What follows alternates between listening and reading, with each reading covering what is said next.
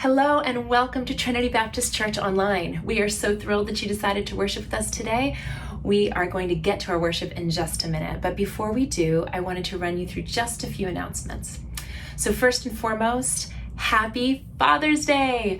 We want to celebrate all of you amazing fathers out there, whether you have children of your own, grandchildren of your own, whether you just happen to be that role model or that positive influence and anchor in someone's life. We want to celebrate you today. So thank you for the amazing job that you do. We know it's not always easy, and we pray God's special blessing on you for the rest of the day today and throughout the year ahead. Thank you for all that you do. I also want to encourage you to check out our website, trinityny.org. There's all kinds of information about our church there, but in particular, you'll want to check out the COVID-19 crisis button. That is going to take you to all the different ways that you can be ministered to, but also ways that you can minister to others in this crisis. So you'll definitely want to check that out. And if you're looking for small groups, there are lots of Bible studies, Sunday school classes, prayer meetings that are still going on remotely, and all the information you need to join those will be there as well. You can subscribe to our YouTube channel by clicking the subscribe button at the end of all these videos. And the same thing, we also have a Facebook page that you can subscribe to. And those are just great ways to make sure that you don't miss any of the services coming up. And it's a way to revisit the things that you may have missed and want to catch up on.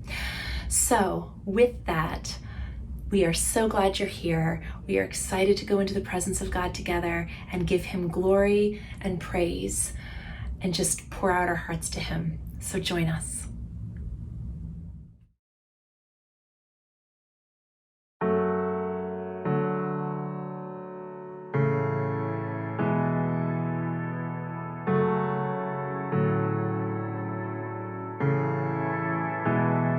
When you speak, confusion fades.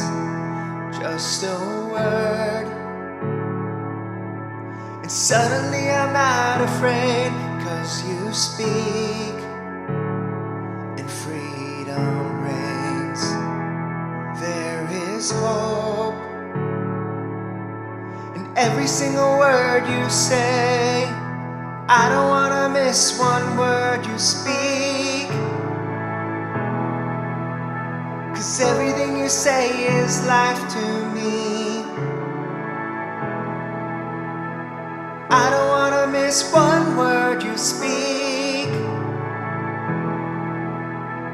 Quiet my heart, I'm listening. When sorrows roll and troubles rage, you whisper peace. When I don't have the words to say, I won't lose hope. When storms won't break, you keep your word, and your promises will keep me safe. I don't wanna miss one word you speak, 'cause everything you say is life to me. I don't wanna miss one word you speak. Quiet my heart, I'm listening. Yes, we listen to you, Lord.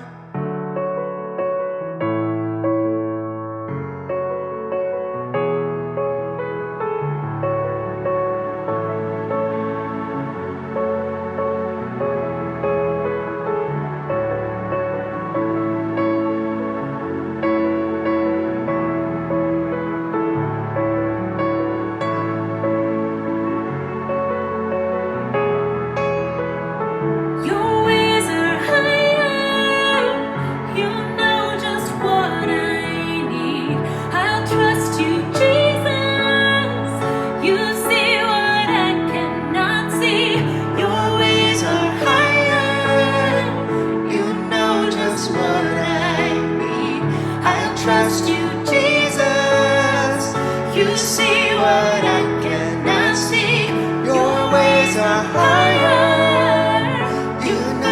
just what I need. I'll trust you, Jesus.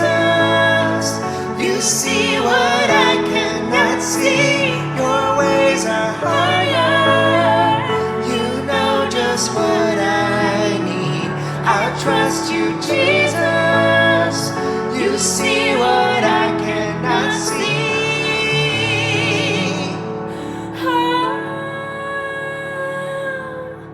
I don't want to miss one word you speak, 'cause everything you say is life to me.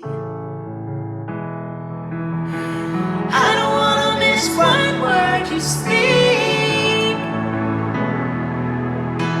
Quiet my heart, I'm listening. Quiet my heart. I don't want to miss one word you speak. I don't want to miss a word. 'Cause everything you say is life to me. Your word is life to me. I don't want to miss one word you speak. Don't want to miss a thing. Quiet my heart, I'm listening. Quiet my heart, I'm listening. Quiet my heart, I'm listening. Quiet my heart.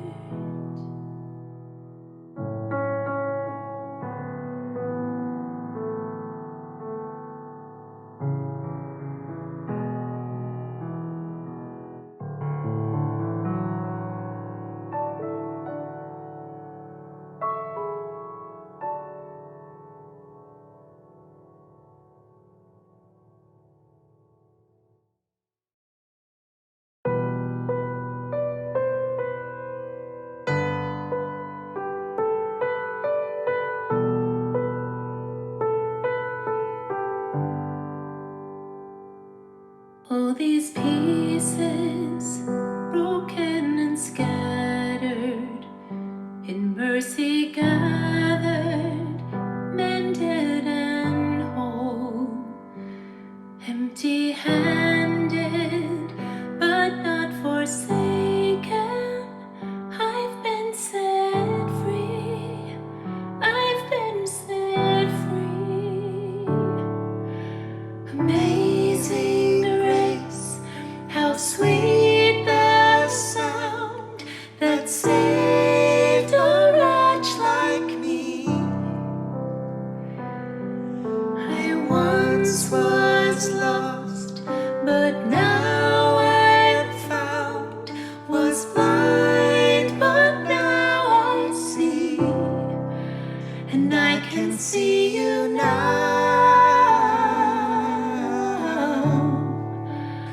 I can see the love in your eyes, laying yourself down, raising up the broken to life.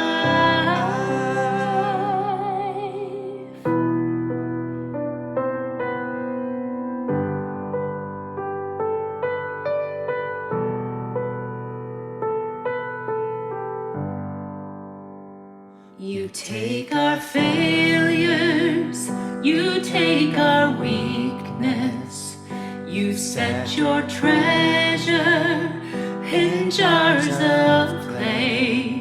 So take this heart, Lord, I'll be your vessel, the world to see your life in me. Oh, amazing grace, how sweet the sound that saved a wretch like me. Oh, I once was lost, but now I'm found. Was blind, but now I see, and I can see you now.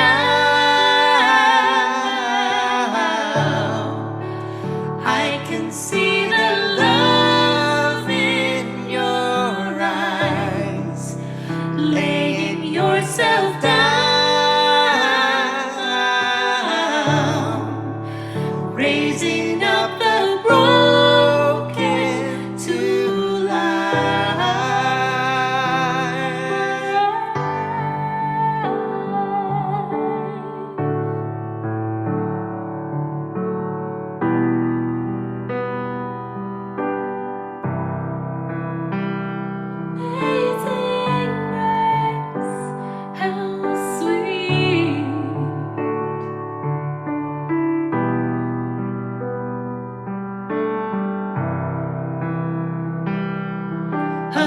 Amazing grace, how sweet the sound that saved a wretch like me.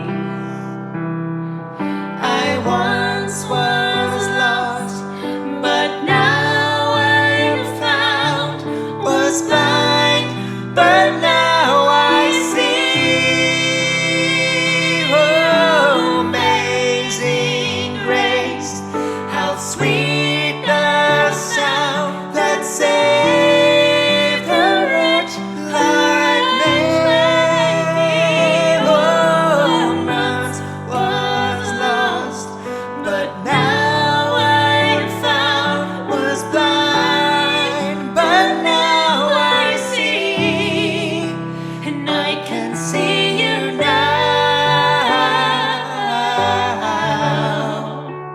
I can see the love in your eyes, laying yourself down,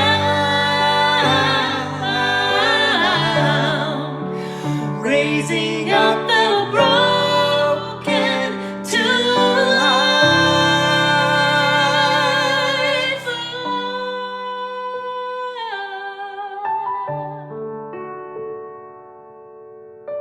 Oh God, thank you for the gift of your grace. Thank you for being the God who doesn't shun us or leave us behind in our sin, but instead comes alongside us, meeting us in that brokenness and binding up our broken hearts. You forgive and cleanse our sins. You transform our hearts and our minds. And oh God, how we need that.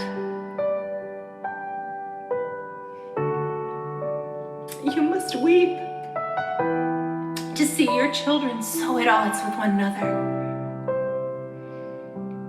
Father, forgive us.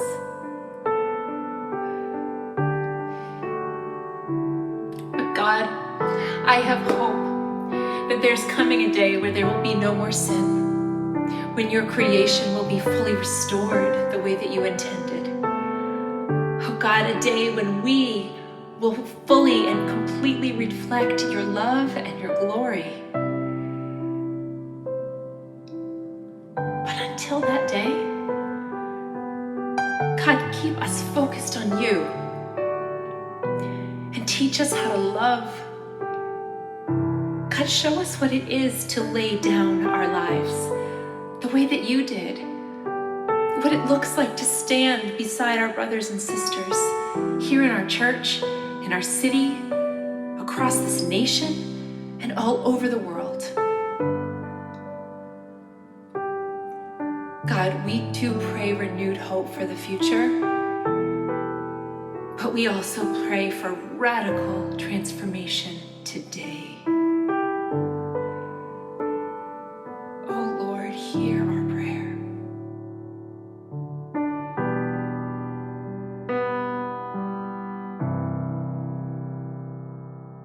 Yea, when this heart and flesh shall fail, and mortal life shall cease, I shall possess within the veil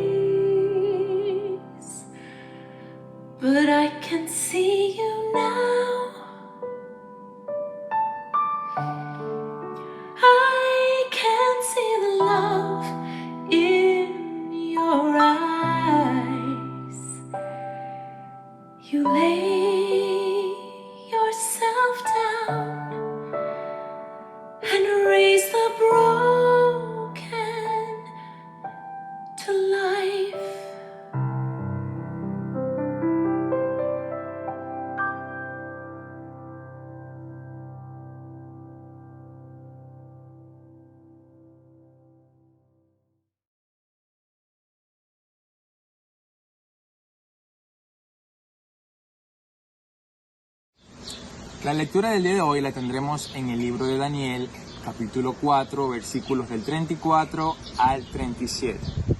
Pasado ese tiempo, yo, Nabucodonosor, elevé los ojos al cielo y recobré el juicio. Entonces alabé al Altísimo, honré y glorifiqué al que vive para siempre. Su dominio es eterno, su reino permanece para siempre. Ninguno de los pueblos de la tierra merece ser tomado en cuenta. Dios hace lo que quiere con los poderes celestiales y con los pueblos de la tierra. No hay quien se oponga a su poder ni quien le pida cuentas de sus actos. Recobré el juicio y al momento me fueron devueltos la honra, el esplendor y la gloria de mi reino. Mis consejeros y cortesanos vinieron a buscarme y me fue devuelto el trono. Llegué a ser más poderoso que antes. Por eso yo, Nabucodonosor, alabo, exalto y glorifico al Rey del cielo, porque siempre procede con rectitud y justicia y es capaz de humillar a los soberbios.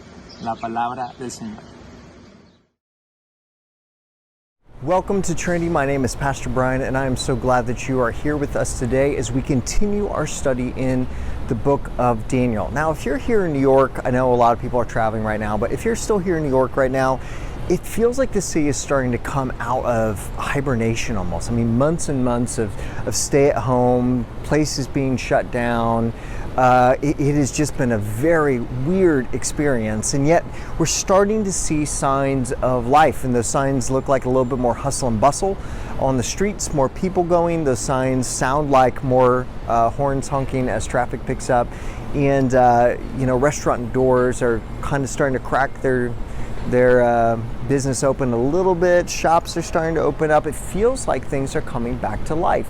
And while a lot of us are kind of pining and hoping for things just to get back to a sense of normalcy, right? Like I haven't had a haircut since February 5th. February 5th. It may not look like it, but my hair is so long right now, if it goes any longer, I'm going to have to pick up a part-time job at Medieval Times. I think there's some sort of rule that's how that works. Right, but we're wanting things to come back, and as the city starts to crack its way a little bit more and more open, we find ourselves just can't wait for this thing. But there's something that we all, I think, are instinctively realizing, that it's not going to be the exact same as it was, right? Why? Because, well, our experience has changed us. It's very much changed us, and so we are marked by the time that we have been in all together throughout this process. A great example of this, I watched a guy walking down 79th Street, and he had a really nice suit coat on, nice dress shirt on, big pipe, smoking as he's walking his dog. Looked incredibly professional from the waist up, but he was wearing what I'm going to term the Zoom dress code, right? I think you might know what I mean. He had the most cartoonish pants on, and literally he had Looney Tunes pajama pants, the baggy flannel kind, and legitimately the guy was wearing slippers. Just walking around the street, business up top. He's kind of like the mullet, party relaxing down below, right? You would have never seen something like that before this. This has marked us all, and there's some humorous ways it's done it, but there's also some serious ways. The reality is we're all different because of this experience. Now, I want to talk about Daniel 4 today in light of this.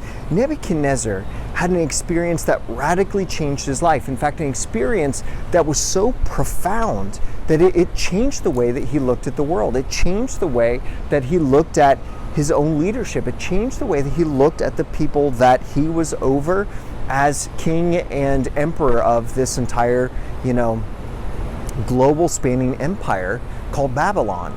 It changed him, and he's going to invite us today to both listen and journey along with him. And the heart of Daniel in this, in Daniel chapter 4, is that we would journey with Nebuchadnezzar and be so changed by the experience that we have that we relate differently because of it. Turn with me this morning to Daniel chapter 4. Daniel chapter 4. We're going to be starting here in verse 1, and we start with kind of the conclusion of the story. So Daniel chapter 1 starts with kind of the end or the moral or the summary at the very beginning. Let's look at it. King Nebuchadnezzar, to all the peoples, nations, and languages that dwell in all the earth, peace be multiplied to you. It seemed good to me to show the signs and wonders that the Most High God has done for me. How great are his signs, how mighty his wonders. His kingdom is everlasting kingdom, and his dominion endures from generation to generation. Now, this is amazing. If you've been tracking with Nebuchadnezzar from the very first part of chapter 1 all the way till now, this does not sound like the same guy. Okay, Nebuchadnezzar was an incredibly prideful individual. He does not follow the God of the Bible, right? He's very dedicated to Bel and Marduk of the Babylonian cult religion. I mean, he flies off the handle in a rage. This guy is a character for sure. And to start the chapter with him saying, I'm going to do a send all. I mean, this is the email, the entire distribution list. I want everybody in the empire, the global empire, to hear this. Every person from every language group, you have to hear what I have to say. Okay, that's a pretty big announcement. And he goes, I want you to know what God has done for me. How great are his signs, how mighty his wonders. His kingdom is everlasting kingdom, and his dominion endures from generation to generation. Think about this. Here's kind of the king of the world right now. Babylon was the leading global empire at the time, and he's sending out a message to all people to hear. He says, this is so important, you need to hear it.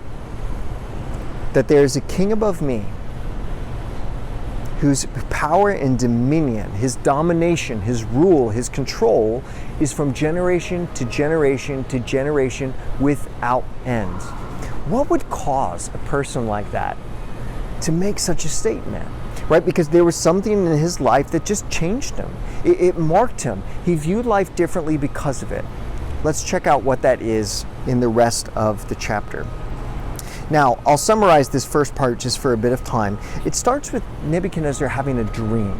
And he has this dream similar to in another chapter that he senses some sort of omen or divine import in it. And so he calls together the Chaldean magicians, professional religious advisors, and they really can't make heads or tails of it, similar to an early chapter in an earlier story.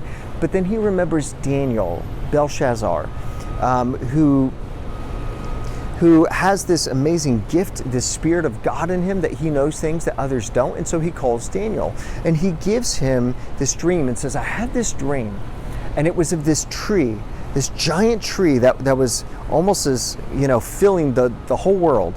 And its roots were down in the earth. There was beasts down there. There was birds in the air. And this tree goes all the way up to the heavens. I mean, this thing is gargantuan, filling the sky. And its branches come out so far that you can't see anything but the branches. And there's this fruit that's hanging from it. And the tree is gorgeous. It's beautiful. It's frankly just awe-inspiring. But something happens. There's a divine messenger and a counsel of the divine that sends out a decree that says that it is time for this tree to be felled. So the branches are lopped off. The leaves that were so beautiful, amazing to look at, are actually stripped. The fruit that was in the tree is scattered, and it's cut down to the very stump of the tree. Now, the stump isn't uprooted, but it is cut down to that stump, and there's metal bands that are put around the stump of this tree. And why does all of this happen? Look what he says in this. He recounts this amazing angelic figure that gives the why. Why would you cut down this beautiful, amazing thing? Verse 17 of chapter 4, the sentence is by decree of the watchers, the decision by the word of the holy ones, to the end that the living may know that the Most High God rules the kingdom of men and gives it to whom he will and sets it on the lowliest of men. Now, this is kind of a bizarre dream. With this giant tree, it's reaching both the heavens all the way down to the earth. It has this amazing provision and protection for everything that's underneath it. And yet by decree of holy angels who are proclaiming God's will for this, it is cut down to the end, to the purpose, for the point, so that every living person, not just Nebuchadnezzar, every living person would know that there is a King of Kings a most high God. Why? Now, Daniel gives a bit of this interpretation that we're going to look at in a second about what this means for Nebuchadnezzar personally. But let's talk about and unpack the dream for a moment here, because it's pretty important for us to understand. It says something about how God views the leadership structures of this world and what his expectations are for them. So this tree is figured to be the leadership that is kind of over all these different countries in the world. In this particular instance, it happens to be Babylon and personified by Nebuchadnezzar. But God sees Babylon and Nebuchadnezzar's rule like a gigantic tree that's grown up. I mean, it's covering almost the whole known earth at this point, right? Almost everything falls under the shadow of Babylon right now. But there's a point to that, right? As the tree goes up and goes all the way up to the sky, it's beautiful, it's impressive, it's amazing what's been accomplished. It's supposed to be providing fruit. It's supposed to be providing shelter, sustenance. It's supposed to be a place that everything can come and thrive underneath. That is the point of God's intention for leadership, is that the things that are underneath their leadership should be thriving because of that. But something's not going right. Now, this image of a tree is very fascinating. There's a lot of religions that will cast kind of this idea of what is the thing that gives us life and sustenance and protection, and a lot of different groups have picked a tree as kind of that symbol. And that wasn't uncommon in religious symbolism within the ancient Near East, right? That would have been an imagery that was kind of lifted from something that they would have known. A little bit later in history, but another example that we'd be maybe familiar with is Yggdrasil, okay? And Yggdrasil, maybe you remember from the Marvel comics at all, but it's this kind of world tree that somehow provides the life for everything in the world, and it connects the heavens with the world. It's the center focal point of provision and protection for people. And the crazy thing is, throughout all of history, people are looking for that, right? Whether they make up mythologies about, this literal tree, right? Daniel's using it here as a metaphor. But he's playing off of even some of the myths that people have heard, that there is this giant tree that somehow is the provider for all things. Right? We all have this thing inside of us that wants us to ascribe our security and our comfort to something outside of ourselves and frankly other than God. See, what's the problem with the tree that's so big and its branches are so expansive you can't see what's above it? You start to believe, when you can't see the sky overhead, that the tree really is the end of all things. And we do this all the time, right? People looked and they worshipped Nebuchadnezzar, right? Bowing down to golden statues, just like we talked about last week, and saying our very lives, everything that we have, can be ascribed to the greatness of Nebuchadnezzar and the Babylonian Empire. There's something in humanity that's drawn to placing our trust in these trees, right? Literally or figuratively.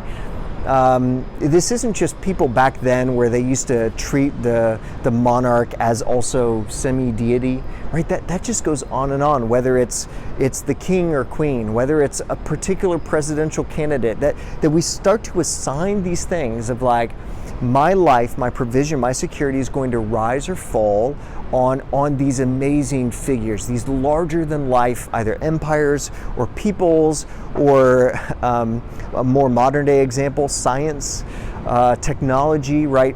This is what I'm banking on to protect and to provide for myself. It's what I'm putting my faith, hope, and trust in. And see, when we initially see this tree cut down, it's not even at this point about Nebuchadnezzar and his pride, although we're going to get there. The stated reason why this thing needed to be cut down, why it needed to be exposed for what it was, a tree that grew from the rain from heaven like everything else, was so that people would know that there is a King of Kings, that there is a kingdom above the kingdom which you see. Because frankly, we tend to not understand that. We so want a king. So many of us, we want a king, whether we call it that or not, something that we go, this is the tree that provides me with what I need, with the security, with the foundation that I have. And that lie, God wants to just uproot, cut down, and expose. so that you can see that there is a king above all kings. Now let's get to Nebuchadnezzar specifically, because Daniel takes this general concept and this kind of theology, if you will, about kingdoms and what they're supposed to do and how they're supposed to mediate God's provision and protection. That's their point. It narrows down a little bit and becomes prescribed directly to Nebuchadnezzar. Let's check it out in the interpretation, verse 24. Daniel's explaining to Nebuchadnezzar what this means, and he's a little, nervous about it, understandably. This is the interpretation, O king. It is a decree of the Most High, which has come up upon my lord the king, that you shall be driven from among men, and your dwelling shall be with beasts of the field. You shall be made to eat grass like an ox, and you'll be wet with the dew of heaven. And 7 periods of time shall pass over you, till you know what?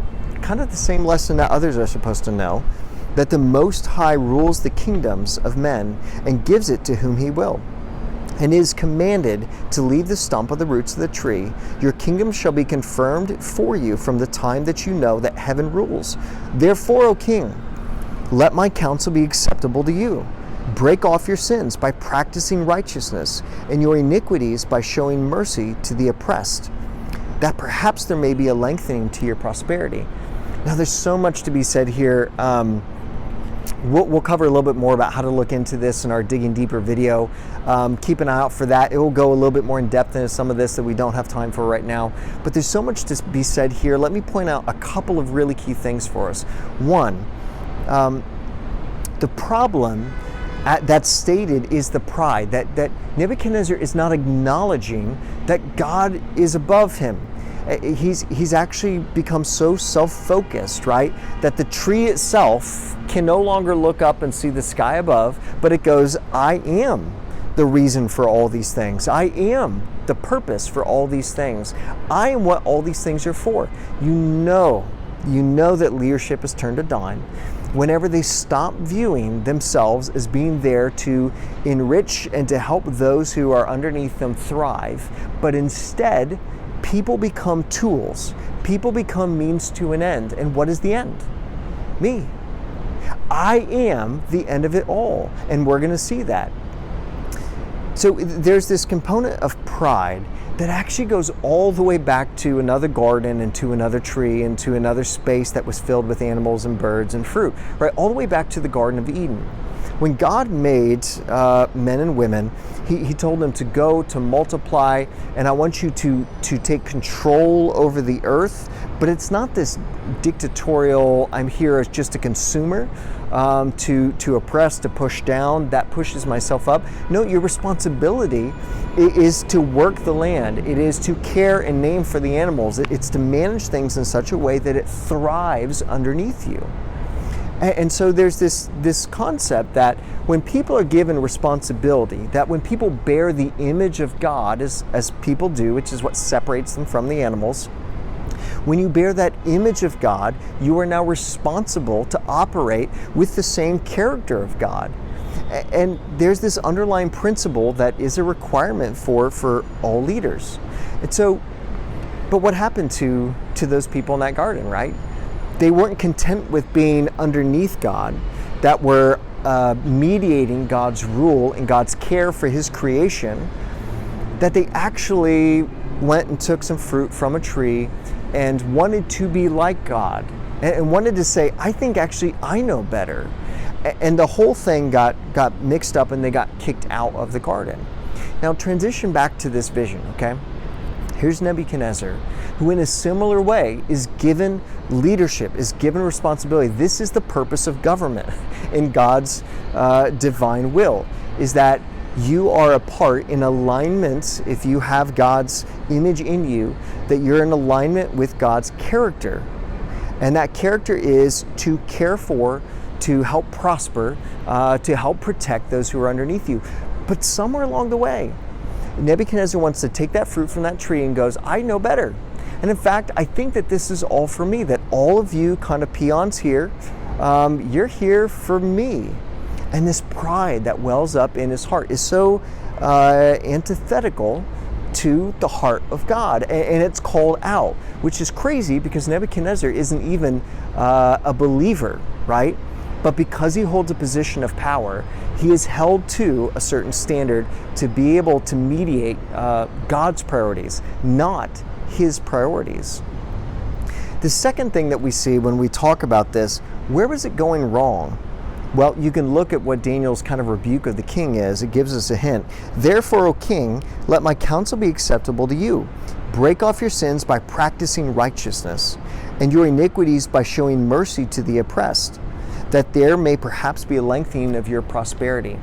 Daniel's theology teaches us that governments are put in place, leaders are put in place, not just leaders of nations, but leadership in general, that they're put in place to follow and to mediate the priorities of God as he is moving all things towards his desired end. And that includes caring for the oppressed. It's actually a foundational part of governments that they are supposed to be protecting, providing, and caring for those who are oppressed, fighting for those who cannot fight for themselves.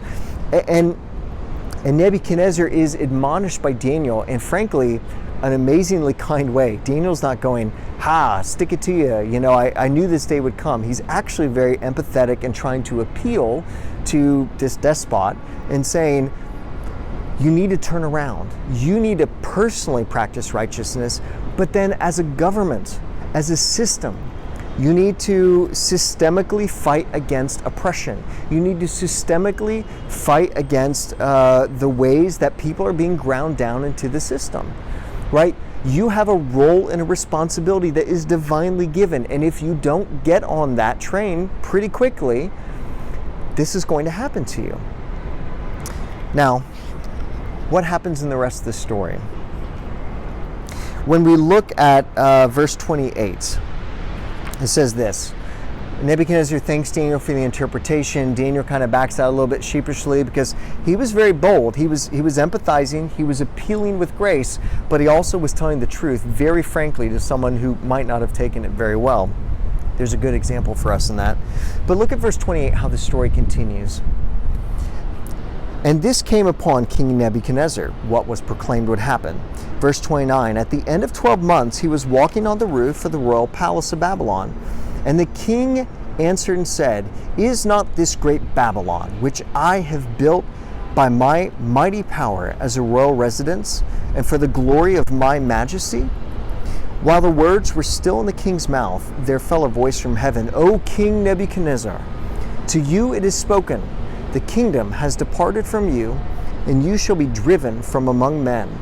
And your dwelling shall be with the beasts of the field, and you shall be made to eat grass like an ox. For 7 periods of time shall pass over you, until you know, here's this thing that's so critical for us to know, that the Most High rules in the kingdom of men, and he gives it to whom he will. See, 12 months after this dream, this interpretation, Nebuchadnezzar is walking around the royal palace, which, by the way, it was pretty impressive. You can look it up and see the remnants.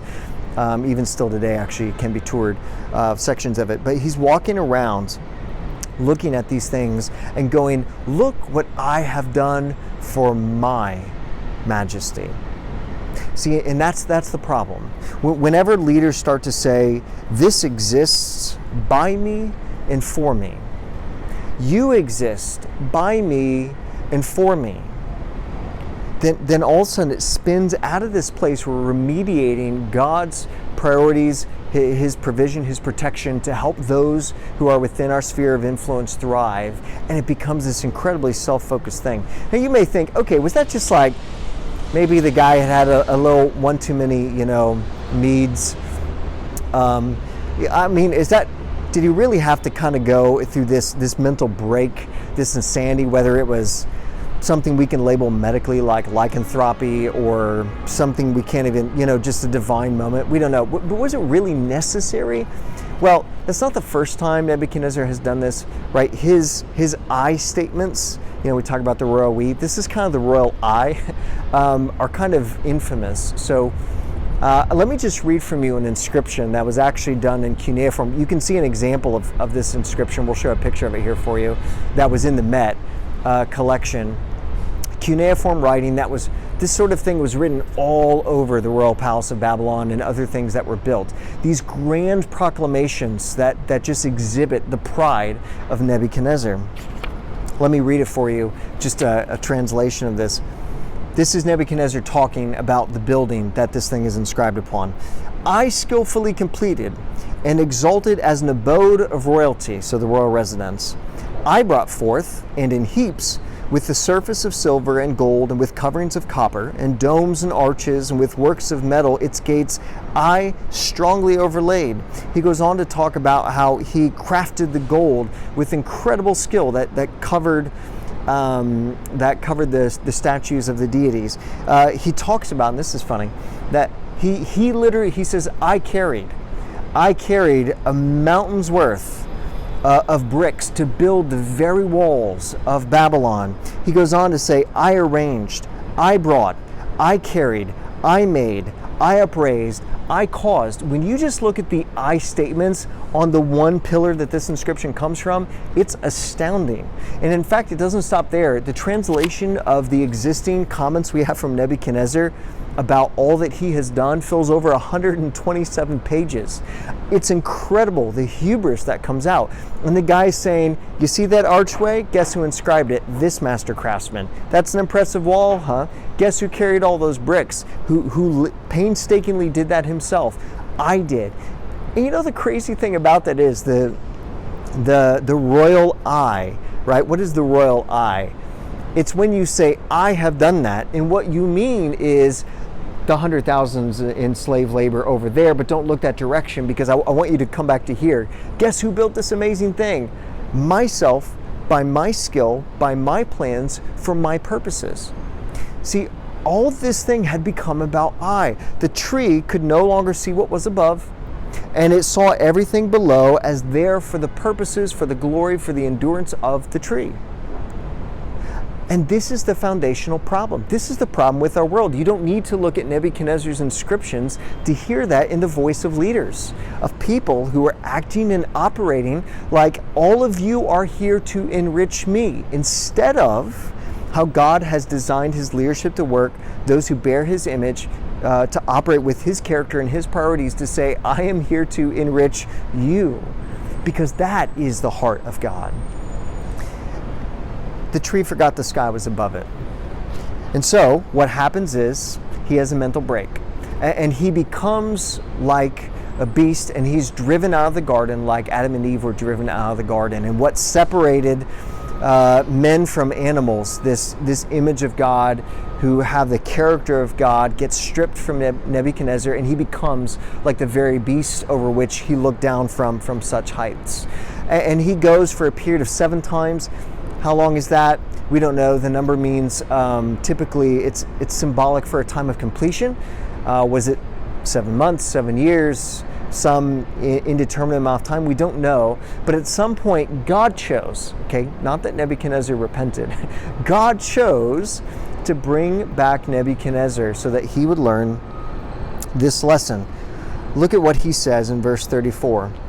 At the end of days, I, Nebuchadnezzar, lifted my eyes to heaven, and my reasoning returned to me. And I blessed the Most High, and I praised and honored him who lives forever. For his dominion is everlasting dominion, and his kingdoms endure from generation to generation. All the inhabitants of the earth are accounted as nothing, and he does according to his will among the host of heaven and among the inhabitants of the earth. And none can stay his hand or say, what have you done? At the same time, my reason returned to me, and for the glory of my kingdom, my majesty and splendor returned to me. He ends in verse 37 by saying this, Now I, Nebuchadnezzar, praise and extol the honor, the King of heaven, for all his works are right and his ways are just, and those who walk in pride, he is able to humble.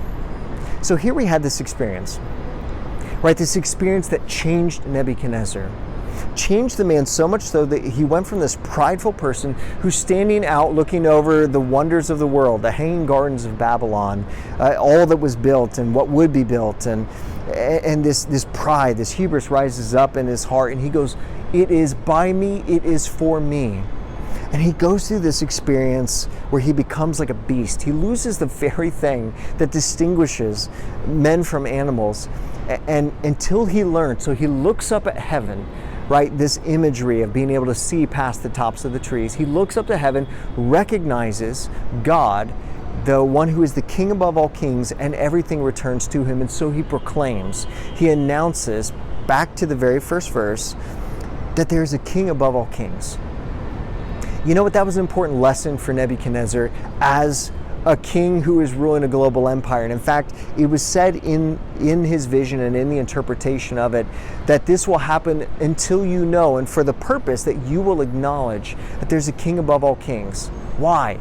Because you know what? Rulers, those of us, we become addicted to power. We become addicted to accomplishments. We become addicted to our own press. And soon it starts to seep into our minds.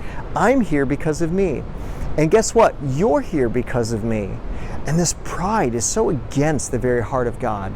Right? Governments and leaders are there not to oppress people, not to actively build these systems that push certain up and grind other ones. No, that God designed governments to actually fight to provide, to protect, to work for the oppressed, to fight for those who cannot fight for themselves, to care for the widow, because that is part of the line and goes a line directly to the heart of God and his priorities. Whether they are following Yahweh or not, it is God's expectation of them.